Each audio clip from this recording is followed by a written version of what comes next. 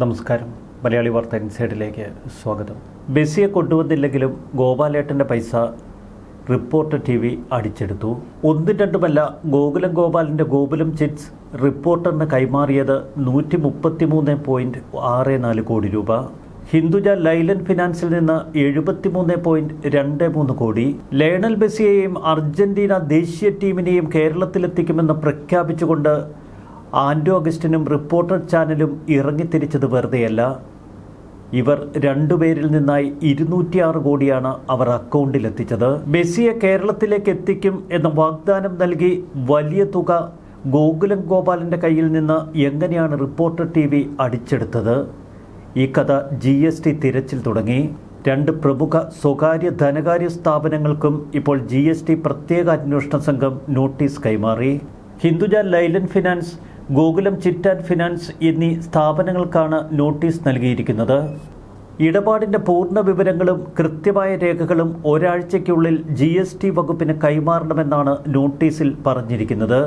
GST അന്വേഷണ വിഭാഗം നടത്തിയ വിശദ പരിശോധനയിൽ 206 കോടി രൂപയുടെ പണത്തിൻ്റെ ഉറവിടം കണ്ടെത്തി. ബാങ്കിംഗ് ഇതര ധനകാര്യ സ്ഥാപനങ്ങളാണ് ഇവർ രണ്ടുപേരും. എന്തടിസ്ഥാനത്തിലാണ് ഒരു സ്വകാര്യ സ്പോൺസർക്ക് ഇത്രയധികം പണം ഇവർ കൈമാറിയത്? റിപ്പോർട്ടർ TV ബ്രോഡ്കാസ്റ്റിംഗ് കമ്പനിയുടെ മൂലധനം പരിശോധിക്കുമ്പോൾ ഒരു കാര്യം കണ്ട് നമ്മൾ അമ്പരക്കും. വെറും 10 ലക്ഷം രൂപ മാത്രം അടച്ചു തീർത്ത മൂലധനമുള്ള സ്പോൺസർ കമ്പനി. ഈ കമ്പനിക്കാണ് 206 കോടി 2 ധനകാര്യ സ്ഥാപനങ്ങൾ ചേർന്ന് നൽകിയിരിക്കുന്നത്. അർജന്റീനൻ ദേശീയ ടീമിനെയും മെസ്സിയെയും കേരളത്തിലെത്തിക്കുന്ന സ്പോൺസർ കമ്പനിക്ക് ഇത് സംബന്ധിച്ച് യാതൊരുവിധ മുൻപരിചയവുമില്ല, സാമ്പത്തിക ഭദ്രതയുമില്ല. എന്നിട്ടും എന്തുകൊണ്ടാണ് ഇത്ര വലിയ റിസ്ക് ഗോകുലം ഗോപാലനെടുത്തത്? ഗോകുലം ഗോപാലൻ സംഭാവനയായാണോ അതോ വായ്പയായാണോ ഇത്രയധികം തുക കൈമാറിയത്? ഇക്കാര്യങ്ങളിൽ വലിയ ദുരൂഹത നിലനിൽക്കുന്നു. ഈടായി എന്തെങ്കിലും സ്വത്തുക്കൾ നൽകിയിട്ടുണ്ടോ? അതിന് ഇടനില നിന്നതാര്? ഈ ചോദ്യങ്ങൾ ശ്രദ്ധേയമാണ്. മെസ്സി കേരളത്തിലെത്തുന്നു, അർജന്റീനൻ ടീം ഇവിടെ കളിക്കുന്നുവെങ്കിൽ പരസ്യക്കരാറോ മറ്റേതെങ്കിലും സേവനങ്ങളോ വാഗ്ദാനം നൽകിയാണോ ഇത്രയും ഭീമമായ തുക നൽകിയത്? അതിനുള്ള സാധ്യതയും വിരളമാണ്. സ്പോൺസർ കമ്പനിയായ റിപ്പോർട്ടർ TV അർജന്റീനൻ ടീമിനെ കേരളത്തിലേക്ക് കൊണ്ടുവരുന്നു എന്ന പേരിൽ ഒരു അമേരിക്കൻ കമ്പനിക്ക് 126 കോടി രൂപ കൈമാറുന്നു. ഇതവരുടെ സ്വന്തം ബിസിനസ് വരുമാനത്തിൽ നിന്നോ മൂലധനത്തിൽ നിന്നോ അല്ല എന്ന് GST വകുപ്പ് അന്വേഷണത്തിൽ കണ്ടെത്തി. ഇതൊരു സാധാരണ വാണിജ്യ വായ്പയാണെന്നതിന് തെളിവുകളൊന്നുമില്ല. സാധാരണഗതിയിൽ കോടിക്കണക്കിന് രൂപ വായ്പ നൽകുക 18% GST ബാധകമായ പ്രോസസ്സിംഗ് ഫീ ഈടാക്കിക്കൊണ്ടാണ്.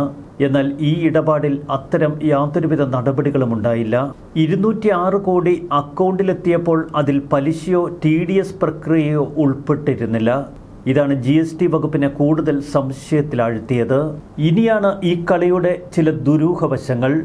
പണം ബാങ്ക് അക്കൗണ്ടിൽ എത്തിയതിന് തൊട്ടു പിന്നാലെ മിന്നൽ വേഗതയിൽ പല അക്കൗണ്ടുകളിലേക്ക് ഈ പണം മാറ്റുന്നു. കമ്പനിയുടെ അക്കൗണ്ട് ഒരു ഇടനില അക്കൗണ്ടായി മാത്രം ഉപയോഗിക്കുന്നു. ഇത്തരമൊരു ഇടപാടിലൂടെ കള്ളപ്പണം വെളുപ്പിക്കലായിരുന്നോ ഗോകുലം ഗോപാലിൻ്റെ ലക്ഷ്യം? അതോ മറ്റെന്തെങ്കിലും വലിയ ഇടപാടുകൾക്ക് ഗോകുലം ഗോപാലൻ കണ്ണിട്ടിരുന്നോ? പലർക്കും വായ്പ നൽകുന്ന ഒരു കമ്പനിയാണ് ഗോകുലം ഗോപാലിൻ്റേത്. ചിട്ടിക്കമ്പനി ഗോകുലം ഗോപാലിൻ്റെ ഒരു മുഖമുദ്രയാണ്. എന്നാൽ ചിട്ടിക്കമ്പനിയും ശരിയായി ശാസ്ത്രീയ രീതിയിലല്ല പ്രവർത്തിക്കുന്നത്.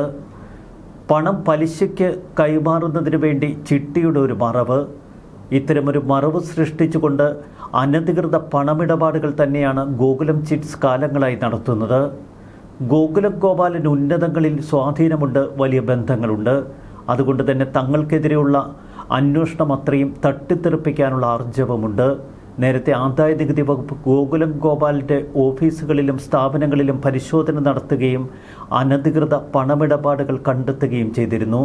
എന്നിട്ടും സ്വാധീനം ഉപയോഗിച്ച് അത്തരം കേസുകളിൽ നിന്ന് ഗോപാലൻ തടിയൂരി. ഇത്ര വലിയ തുക വായ്പയായി നൽകിയതാണ് എന്ന് സമർത്ഥിക്കാൻ ആവശ്യമായ യാതൊരുവിധ രേഖകളും ഇതുവരെ റിപ്പോർട്ടർ കൈമാറിയിട്ടില്ല. ഇത്രയും വലിയ തുകയ്ക്ക് കൃത്യമായ നികുതി രേഖകളോ വിവരങ്ങളോ കമ്പനിയുടെ പക്കലില്ല. അക്കൗണ്ടിലേക്ക് പണമെത്തിയ തൊട്ടടുത്ത നിമിഷങ്ങളിൽ തന്നെ അത് മറ്റ് അക്കൗണ്ടുകളിലേക്ക് വകമാറ്റി. അടിമുടി ദുരൂഹത നിറഞ്ഞ ഇടപാടുകൾ. 24 ന്യൂസ് ചാനലിൻ്റെ മുഖ്യ നിക്ഷേപകരിൽ ഒരാളാണ് ഗോകുലം ഗോപാലൻ. പിന്നീട് 24 ന്യൂസ് ചാനലിലുണ്ടായിരുന്ന അരുൺകുമാർ ഉൾപ്പെടെയുള്ള പത്രപ്രവർത്തകർ നേരെ റിപ്പോർട്ടറിലേക്ക് കൂടുമാറുന്നു. റിപ്പോർട്ടർ TV അഗസ്റ്റിൻ സഹോദരന്മാർ വാങ്ങുന്നതോടെയാണ് റിപ്പോർട്ടറിന് മറ്റൊരു മുഖച്ഛായ വരുന്നതും. വലിയ തോതിൽ പണമിറക്കി കേരളത്തിലെ തലയെടുപ്പുള്ള മാധ്യമപ്രവർത്തകരെ റിപ്പോർട്ടറിൽ എത്തിച്ചുകൊണ്ടായിരുന്നു ആൻഡോ സഹോദരങ്ങളുടെ മിന്നൽ കുതിപ്പ്. ആൻഡോ അഗസ്റ്റിൻ്റെ ബുദ്ധി. വയനാടൻ കാടുകളിൽ മരം മുറി ഉൾപ്പെടെയുള്ള നിരവധി ആരോപണങ്ങൾ കേട്ട ആൻഡോ അഗസ്റ്റിൻമാർ നേരെ കൊച്ചിയിലേക്ക് എത്തുന്നു. അവിടെ റിപ്പോർട്ടർ ചാനൽ കൈപ്പിടിയിലൊതുക്കി മാധ്യമലോകത്ത് ചുവടുറപ്പിക്കുന്നു. പിന്നീട് അവരുടെ നീക്കങ്ങൾക്ക് പിന്നിൽ റിപ്പോർട്ടർ TVയുടെ ശക്തിയുണ്ട്. കൊച്ചി നഗരത്തിൽ അനവധി സ്വത്തിടപാടുകൾ. ഇതിനിടയിലാണ് ഹോളിഡേ ഇൻ ഹോട്ടലുമായി ബന്ധപ്പെട്ട ചില വിവരങ്ങൾ പുറത്തു വന്നത്. ഹോളിഡേ ഇൻ ഹോട്ടൽ ഇൻറോയൽ സുഗതൻ ഫാമിലിയുടേതായിരുന്നു. പിന്നീട് സുഗതൻ ഫാമിലി സാമ്പത്തിക പ്രതിസന്ധിയിൽ അകപ്പെട്ടപ്പോൾ അവരെ രക്ഷിക്കാൻ അഗസ്റ്റിൻ സഹോദരന്മാരെത്തുന്നു. എന്നാൽ നേരിട്ട് പണമിറക്കാനുള്ള സംവിധാനങ്ങളൊന്നും അഗസ്റ്റിൻ സഹോദരന്മാരുടെ കയ്യിലില്ല. അങ്ങനെ 2023 ഗോകുലം ഗോപാലിൻ്റെ മകനും മരുമകനും ചേർന്ന് ഹോളിഡേ ഹോട്ടലിന് നിക്ഷേപം നൽകുന്നു. രേഖകളിൽ ഗോകുലം ഗോപാലിൻ്റെ മകനും മരുമകനുമാണ് എങ്കിൽ പോലും ഇതിനു പിന്നിൽ ചില ബിനാമി ഇടപാടുകൾ നടന്നുവെന്നാണ് സത്യം. റിപ്പോർട്ടർ TVയുടെ തുടക്കം മുതൽ ഗോകുലം ഗോപാലിൻ്റെ പേര് ഉയർന്നു കേൾക്കുന്നു. എന്നാൽ 24 ന്യൂസ് ചാനലിൽ മുഖ്യ നിക്ഷേപകനായ ഗോകുലം ഗോപാലൻ റിപ്പോർട്ടർ ചാനലിൻ്റെ ഉടമയായി അറിയപ്പെടാൻ ആഗ്രഹിച്ചില്ല.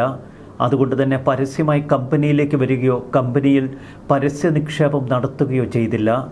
അഗസ്റ്റിൻ സഹോദരന്മാരുമായി വളരെ അടുത്ത ചങ്ങാത്തം പുലർത്തിയിരുന്നു ഗോകുലം ഗോപാലൻ. അവർക്ക് അവരുടെ നിരവധി പദ്ധതികൾക്ക് വേണ്ട പണം നൽകിയത് ഗോപാലൻ തന്നെ. പലിശ കിട്ടിയാൽ ഗോകുലം ഗോപാലന് ആർക്കും പണം നൽകും എന്ന് ചിലർ വിശദീകരിക്കും.